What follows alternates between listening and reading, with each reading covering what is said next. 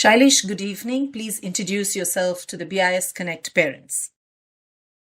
Thank you, Bindu. My name is Shailesh Kekre. Been associated with BIS for last 8 years. My elder daughter joined BIS when she joined grade 1, and the younger daughter 2 years later. They are now in grade 8 and grade 6. So yeah, an 8-year long association with BIS. That's nice. Tell us a little bit about your childhood.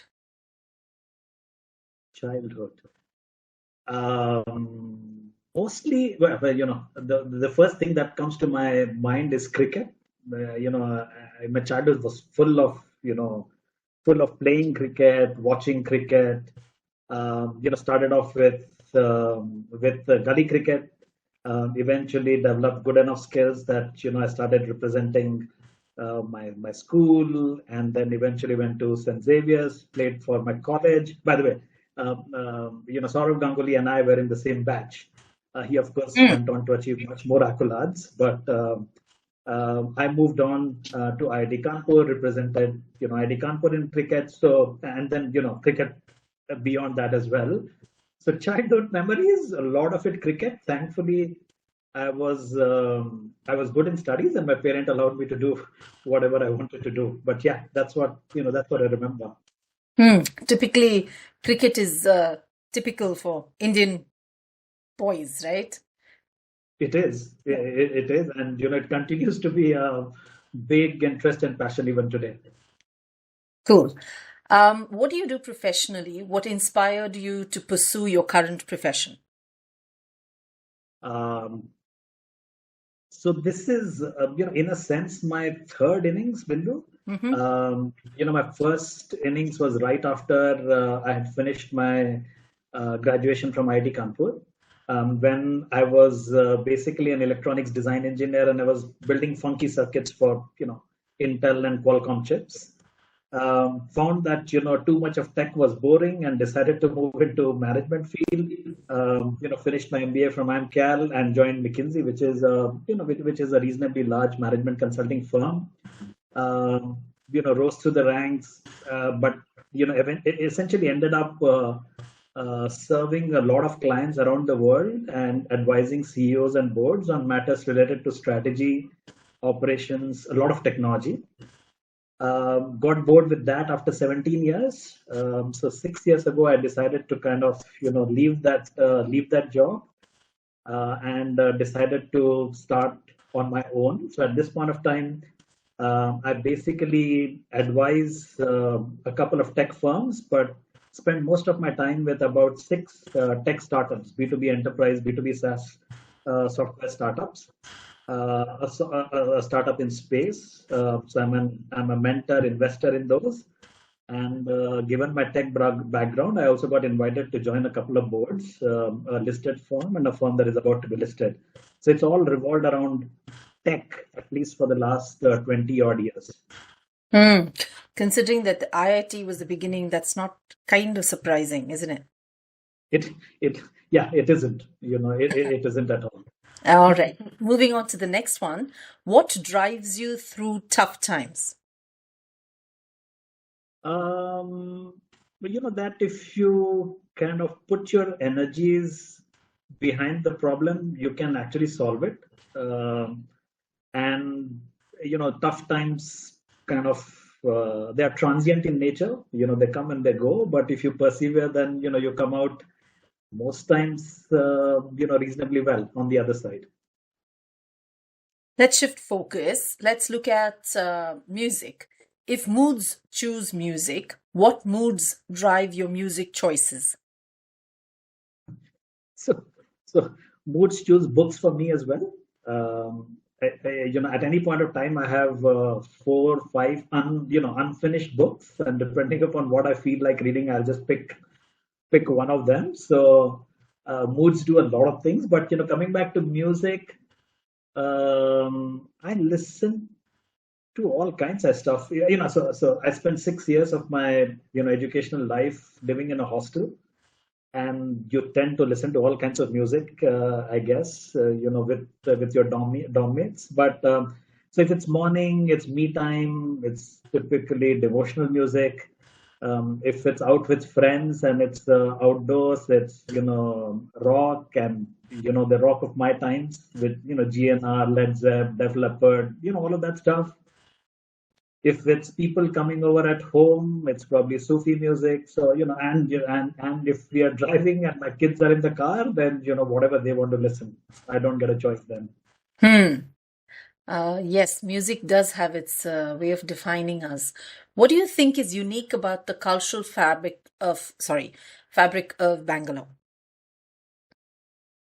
Cultural fabric of Bangalore, that it assimilates, I think, rather easily. You will find people from all cultures, all religious backgrounds, all national, I mean, lots of nationalities, lots of linguistic backgrounds, and more often than not, people that I have met have ended up saying that they've enjoyed living in the city and that they felt at ease. So before we moved to Bangalore, we had lived in maybe 7 or 8 cities in India, maybe 5, 6 cities in Europe and the US.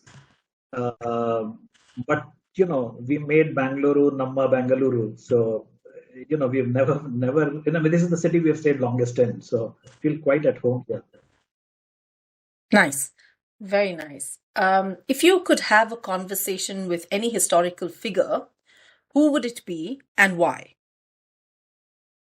Historical figure could be. I can think of a lot of them. Dr. Azad, Dr. Abdul Kalam, for all that he did for on the missile and the tech front.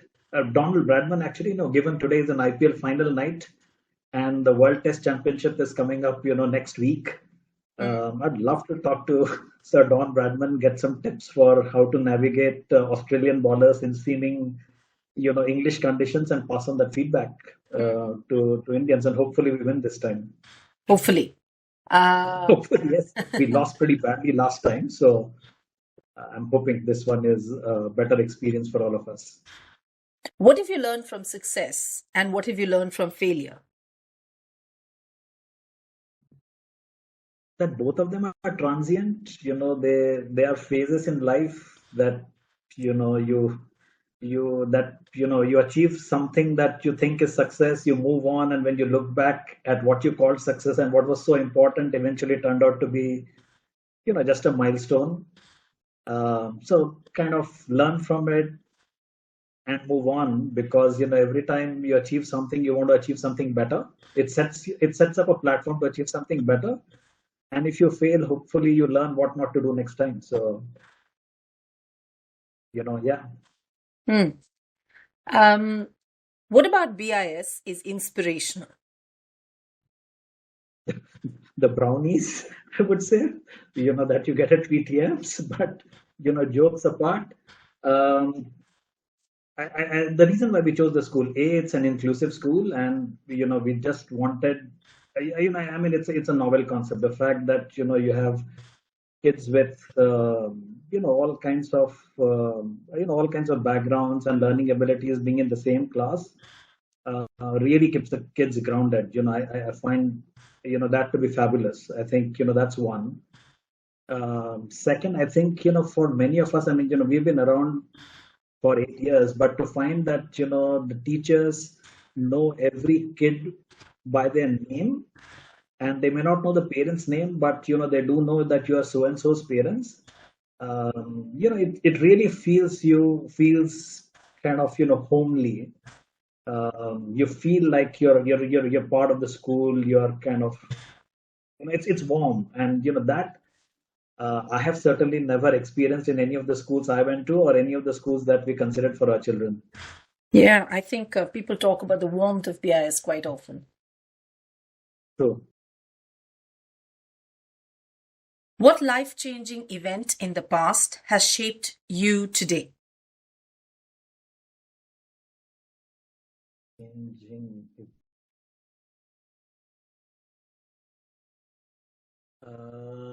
Getting married to my wife, I suppose.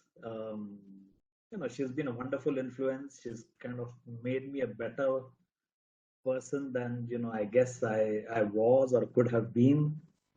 Uh, she's kept me grounded. Yeah, so I mean, she's had phenomenal influence on who I am today and what I'm able to do and uh, what all risks I was able to take. So she's been a fabulous pillar all through. Very nice. I think you're the first person who mentioned marriage. Lots of other events, but yeah, first person to mention that. That's nice. What is the one thing about you that most people don't know, but you wish they did? Uh, they did wish that they knew about me. Yeah. So, what is the one thing about you that most people don't know, but you wish that they did? I guess they wouldn't know a lot of stuff about the fact that I can maybe, I could pick languages easily. So I speak, read, write 4 languages. Um, Hindi, English, Marathi, Bengali. Quite fluent at them as well. I wish I had put in as much effort behind Kannada as well, but I'm not as fluent, certainly. But that's quite impressive. 4 languages plus Kannada, little bits of Kannada. Not very usual at all. What are your thoughts on the concept of women seeking permission, whether in personal or professional contexts? Please explain. Seeking permission Okay, from men. let me read that. Yes. What are your thoughts on the concept of women seeking permission, whether in personal or professional context? Please explain. From men in general. I mean, in our context, in Okay. the Indian context. I'm not going to deny that it exists. I mean, certainly existed a lot. Maybe in 2 generations before us. Maybe a one generation before us as well. I think it probably has come down, at least amongst the social circle or professional circles that I live in, or most of us, I suppose, live in. Quite a few of my colleagues on the boards are women directors. Quite a few of my investing companies have women co-founders, and they're doing stuff that they wanted to do, follow their passion, live their lives. So I'm guessing it's changing. That's certainly something that I would inculcate in both my daughters as well, to kind of be treated as equals and expect to be treated as equals. But do we have cases where that doesn't turn out to be the case? Yeah, true. I mean, there are societies, regions, families where it doesn't happen, and it's unfortunate. What do you think is the urban rural divide in our country in terms of women having agency and being able to make any decision at all, from being able to study, who to marry, when to have kids, should they work, not work, what work they should have, when they should finish work? What's your sense?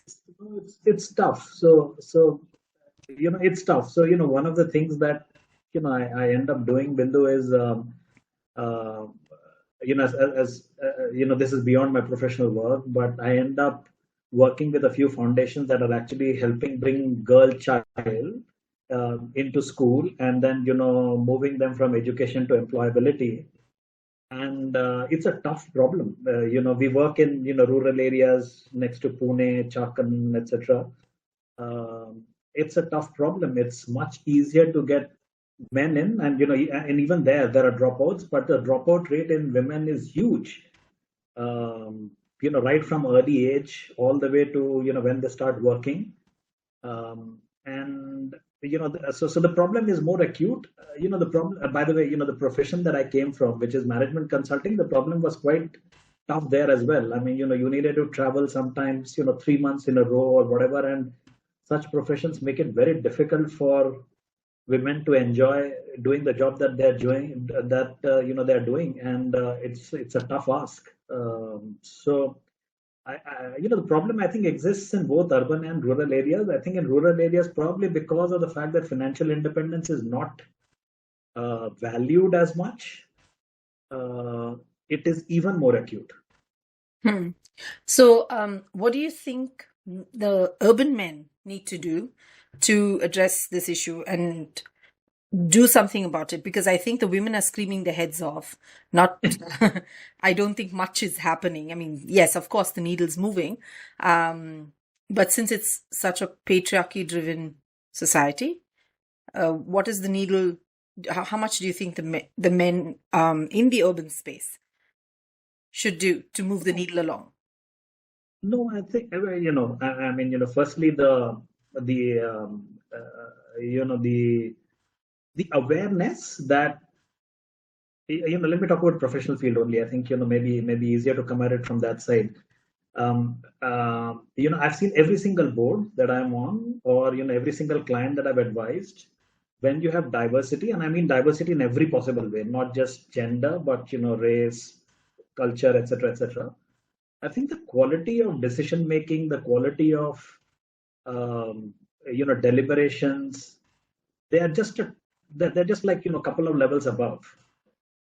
So at least consciously, I think what some of us are doing is saying the boards that we are on, the companies that we run, we need to make sure that we create equal opportunities for women, and we have to look harder to find women, because sometimes if you're looking for someone on the board, you want someone who's kind of worked for 20-25 years.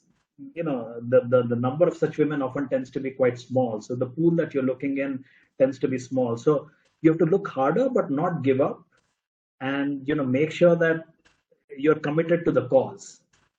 And when you do that, you do end up finding fabulous women colleagues to kind of work with, and to bring them into your organization, to bring them into leadership position. So I guess if that happens, you have more women leaders. They will probably be more. There will probably be more role models, if you will, for women. And they would believe that they could also, if a particular set of women could succeed in a few organizations, that they could succeed as well. And that belief that they belong, that it's possible for them to be able to manage their lives, professional lives, personal lives, is very important. So that is what we need to do. So some of us who can make the difference should make a start, and hopefully over a period of time there are many more that provide those opportunities. Nice. Let's shift gears. Let me ask you something completely different. What is the best piece of advice that you've ever received, and how has it influenced you?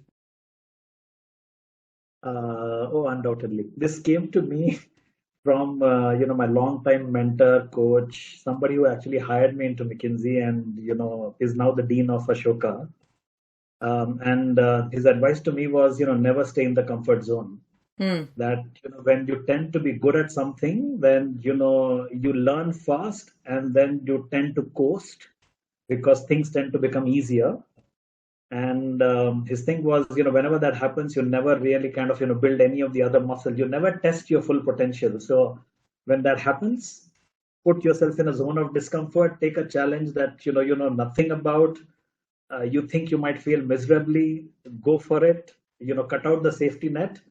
And the worst thing that would happen is you fail, but that's okay. That's the only way you will really learn, and really realize your full potential. And I think everything that I've done, at least from a professional and a personal standpoint, that principle has been applied at lots of times. 80% of the time it has worked, 20% it has not, but I think I'm reasonably happy with the way it's turned out. That's good advice. You were mentioning earlier, is there a particular book or movie that has had a significant impact on your life? I think I would say Bhagavad Gita. I just find that it's a book that one can read at any time. Any point in history, you can apply it to contexts, whether they're personal or professional, and there's always something there that you can draw from, and know how to kind of respond to a situation. So it's probably the most versatile book that I have read. That's again not a book that has come up so far. It's very, it's quite interesting doing this because all kinds of responses come in. So that was another new one. What are your goals or aspirations for the future, both personally as well as professionally? Personally, to be to be healthy, fit, to have children that remain attached to to us, emotionally, to kind of provide them that kind of an environment where they're able to stretch, fulfill their potential. So personally, I would say that.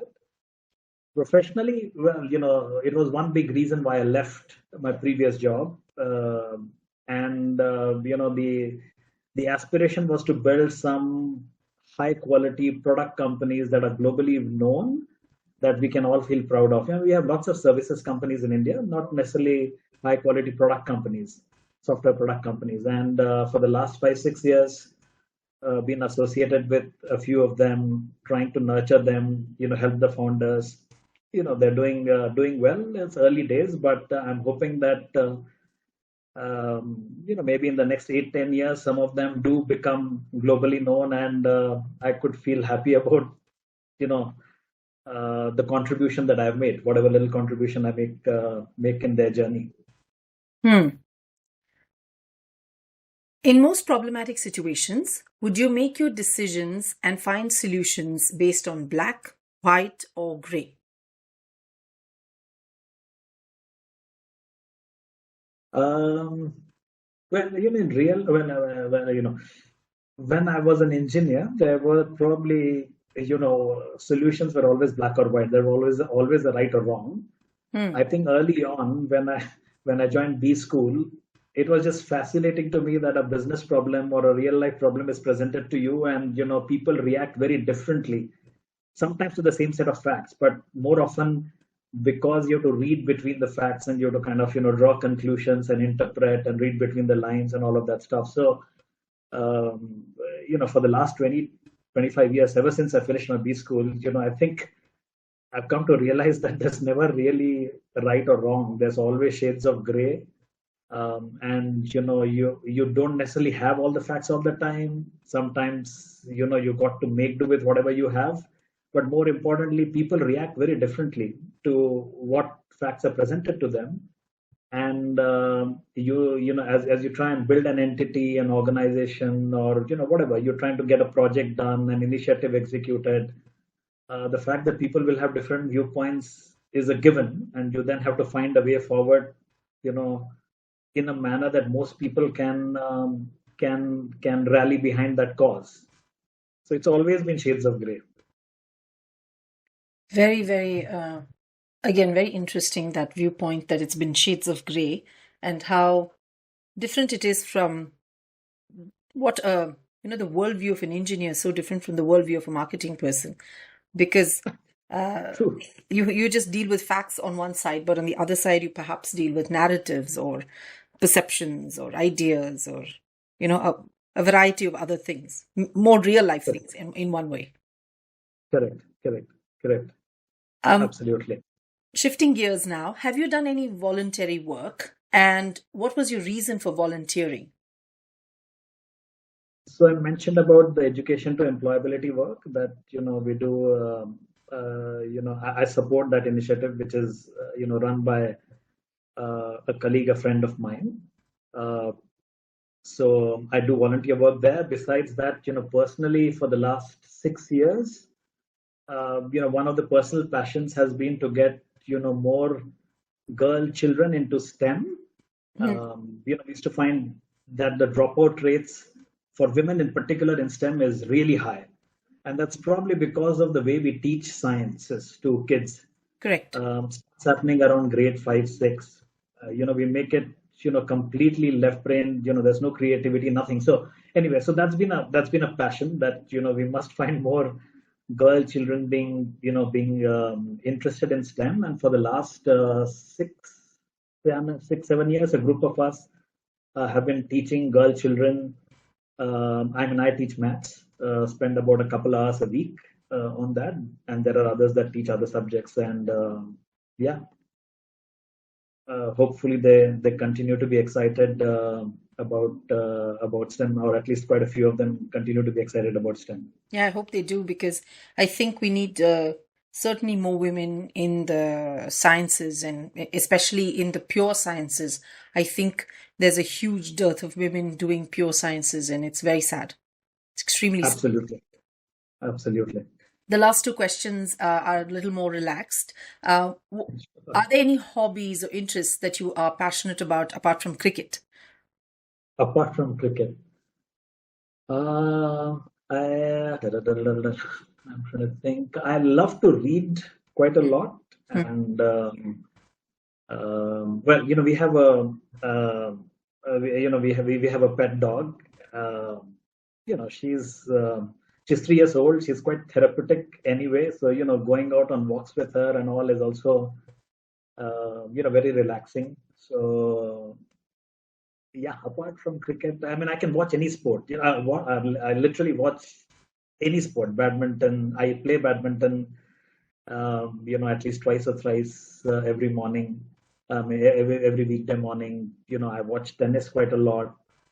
So yeah, lots of sports, some books, not so much a movie buff, music, spending time with family, that kind of stuff.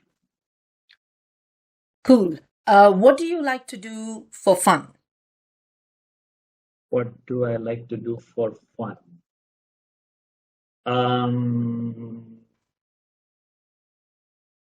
Well, it depends upon how much time I've got. So if it's like I'm doing something during the day and I have like an hour, I'll probably just watch some sitcoms, and I can continue to watch Big Bang Theory and Modern Family and now Young Sheldon and whatever. So I could do that. It's a good way to kind of have a good laugh. If I have a little more time, more often than not, you'll probably find me sitting down with friends somewhere and meeting up over coffee, catching up. So that, and if I have more time, then it would probably be travel. So we love traveling as a family, and if we probably travel 3-4 times every year anyway. But if you ever have time, that's what we'll end up doing. Before we wrap up, is there anything that you would like to say to the parents of BIS? No, thank you for listening. I know parents are listening to a lot of these, so I appreciate their patience, your patience, Bindu, for doing this. If I do get elected, hopefully that this 40 odd minutes that we have spent is worth it. If not, catch me up, and at least I'll buy you a coffee so that don't feel bad about listening to these 40 minutes. All right. All the very best. Thank you for making the time and taking the time to do this. I know all of us are pressed for time and 100 different things happen. So thank you so much for being here, and see you on the other side of the AGM, let's say. Absolutely. Looking forward to that. Take care. Thank you. Thank you. Bye. Bye-bye.